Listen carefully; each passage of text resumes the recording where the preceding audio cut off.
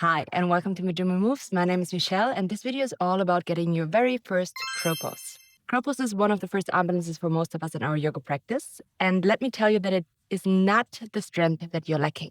The pose itself is a lot about joint stacking. So we just want to arrange the body into a position where we kind of balance ourselves out. I'm going to give you one modification first, which is called frog stand, coming more from the calisthenics world. And then we're progressively going into our crow pose and towards our crane pose. First thing we want to talk about is the shoulder position. Most people go into a retraction of the shoulder blades, not engaging through the upper body, but this helps a lot to really find the right alignment.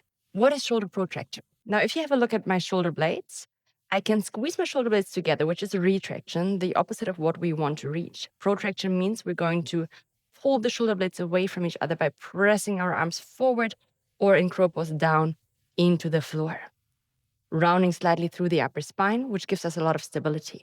If you're really scared of falling, I recommend to place a pillow in front of your face. So even if you fall, it's a very soft surface.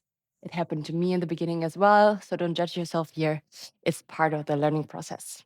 For our frog stand, place your hands down, elbows point slightly backwards, so we want to have external rotation of the shoulders.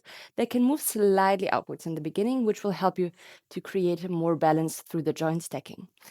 Bend into the elbows, look forward. Now round slightly through the upper spine and lean into your arms. Keep the elbows bent and lean forward. My elbows are on the inside of the knees, and I can lift one foot, then the other. Lean more forward, maybe find a little bit of balance, and lift both off the ground. Now notice how I keep my upper back slightly rounded, and I'm not collapsing my shoulder blades. If I would do that, that's possible too, but I get way more heavy in the front of my body. If it's hard for you to keep the protraction in your shoulder blades, I recommend to do some basic exercises on the mat, where you come into a tabletop position, hands underneath your shoulders, knees hip distance apart. Then do some shoulder shrugs. So keep your arms really straight and bring your shoulder blades together. Keep your core engaged. So we're just moving from our shoulder blades, and then press yourself through the shoulders up to the sky. Notice how my lower back is not moving. I keep my core engaged. I keep my arms straight. So we're just moving from the shoulder blades. Same thing I showed you in the beginning, seated with the back view. We're just adding a little bit of weight through gravity onto it. And I talk a lot about joint stacking, but it's also about balancing the body weight out. So my upper body has a weight. My hips also have weight. And the parts where I stack my joints is the middle part, like a scale. We want to balance front to back. Your fingers are like little brakes. So if you look at my crow pose here, I'm leaning forward. You can see if I would move my hips backwards, I would fall backwards. Same for the front, which I'm not going to demonstrate to not fall on my face, but my upper body and my lower body have their own weight. And with my middle part right now, I'm using it to balance. If your flexibility is limiting you, and the part where you try to make yourself small and lean forward feels quite heavy, we have the option to always use blocks to elevate our hips slightly. You can use one block underneath your toes, squat into a narrow squat on it, open your knees from here, hands down, elbows back again, so your hips are already slightly higher. As you bend the elbows backwards, leaning forward again, slide the elbows into the insides of the knees. Again, protraction, so slightly round to the upper back, press into your fingertips, and then maybe you can lift the feet from here.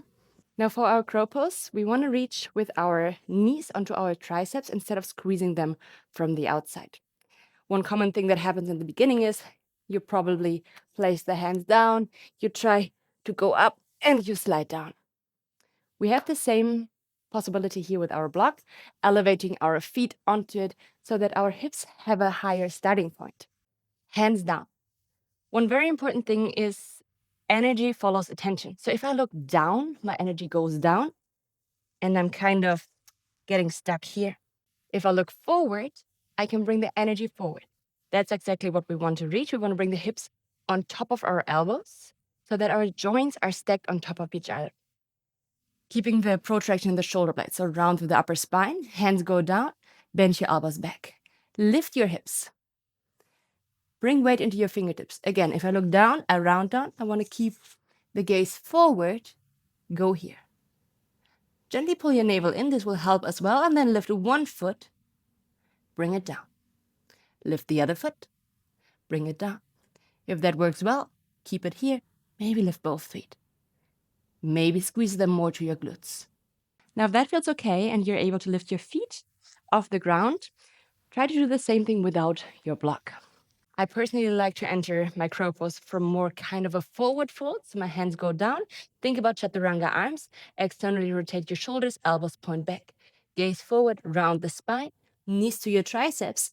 Now, the more you do engage your core, the less weight will be on your arms and the less likely you're going to bruise here. So one foot after the other. Maybe hold it here. Maybe float the other foot up as well. Find a point that doesn't move, and you slightly look forward. Come back down, release. And I know I started this video with telling you it's more technique than strength, but strength will improve the pose once you found your balance. But it's not just the strength of our arms and shoulders, it's especially our core activation. We want to pull the navel in to lift the hips a little bit higher to become lighter. Bringing your knees to your armpits can help to balance even more because we bring the center of gravity even more compact into one point. I like to enter it again from a forward fold, knees directly into my armpits, hands down. This requires, of course, a lot of flexibility. Gaze to the front, elbows stay back, lean forward, keep rounding to the upper spine, one foot up then the other, squeeze them all the way up to your glutes. Navel in, gently press yourself out of the mat. Down, release. To teach your body how the crow pose should feel in your body, where to bring the knees, we can do one trick by going onto our backs and coming into a reversed crow pose. So lie flat on the ground. I like to use one of my blocks so I have something to push away to give my upper back the protraction it needs, lifting the head up so I have a slight engagement in my core as well. Keep your upper body as it is, pull the navel in, and try to bring your knees to your triceps. Imitating the pose just in a lying position, gaze up. See if you can press the block even higher. Knees want to come to your armpits, and you want to stay. Release after 5 breaths, and repeat it as often as necessary. And I know it's really, really hard to learn those poses in a fluent vinyasa class. There's simply no time during the practice. So be proud of yourself for being here, for taking that step to really learn and understand your own body more. If you need any more help, reach out to me in one of the links below and let me know which pose you want to work on next.